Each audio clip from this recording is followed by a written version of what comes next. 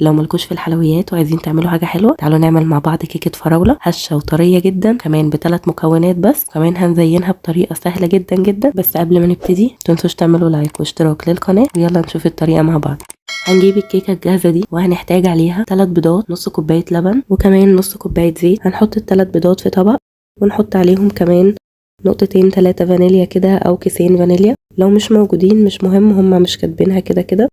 هنقلبهم بقى كويس بالمضرب، وبعد كده هننزل بنص كوبايه اللبن ونقلبهم كويس، وبعد كده ننزل بنص كوبايه الزيت. تقدروا تستخدموا زبده بس انا بحسها بالزيت بتبقى اخف، فهنحط الزيت ونقلبه كويس. بعد كده نجيب كيس البودره بقى نفتحه ونحط البودره تدريجي كده، هحطها على 3 مرات عشان ما تكلكعش معايا. نزلت مره والتانيه وبقلب كويس في كل مره. دول اخر مره نزلتهم وقلبتهم كويس. هنحط كمان معلقه خل، معلقه الخل دي بتخليها هشه جدا من جوه. بصوا القوام بتاعها حسيته تقيل شويه فزودت كده يعني معلقتين لبن وقلبتهم لحد ما نوصل للقوام ده اللي هو القوام الطبيعي بتاع اي كيكه بنعملها.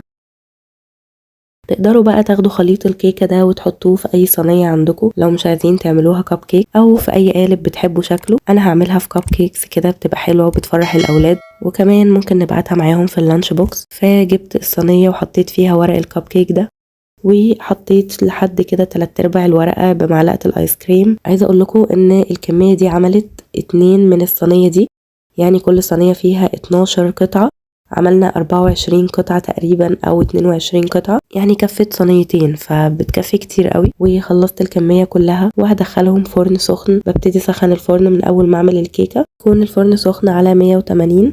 بحطها في الرفل في النص، وبتبقى على حسب كل فرن بقى بيبقى غير التاني. انا بتقعد معايا ربع ساعه. اول ما تبداوا تشموا ريحتها كده ابداوا افتحوا الفرن بالراحه وشوفوها، لو عليت دخلوا فيها شوكه كده او سكينه. استوت وما طلعش حاجه في الشوكه خلاص اقفلوا عليها. كده بقى كانت الكيكه استوت معانا. انا هنا بوريكم ان في قوالب اصغر من قوالب الكب كيك دي، بتبقى حلوه قوي، بتبقى شبه الكيكه اللي بتتباع في السوبر ماركت كده في كيس بيبقى فيها 10 قطع كده. المهم هنبتدي بقى نزين دلوقتي تزيين بسيط مش هياخد معانا دقيقه بالظبط. طبعا التزيين ده بنزينه والكيكه في الفرن. فانا جبت نوعين كريم شانتيه، جبت بالفراولة وجبت بالفانيليا. حطيت على كل واحد على كل كيس كده بتاع 4 معالق لبن بالظبط، يعني انا كنت ماليه معايا نص كوبايه لبن، ما خلصتش كلها على الكيسين دول لاني كنت عايزه الكريم شانتيه يبقى تقيل شويه. طيب ننزل بالتدريج على الكريم شانتيه ونضرب بالمضرب لحد ما نوصل للقوام اللي احنا عايزينه. وبعد كده حطيته في الاكياس دي وبدات ازين تزيين بسيط كده بس على الوش، وكمان حطيت عليهم السبرينكلز دي بتبقى حلوه قوي والولاد بيفرحوا بيها، وكمان شكلها مبهج جدا. طبعا انتوا تقدروا تعملوا الكميه كلها. وهي دي الكيكه بقى، بصوا تحفه من جوه بجد وطريه وهشه جدا. وكمان بنغير عن كيكه الشوكولاته والفانيليا اللي متعودين عليها.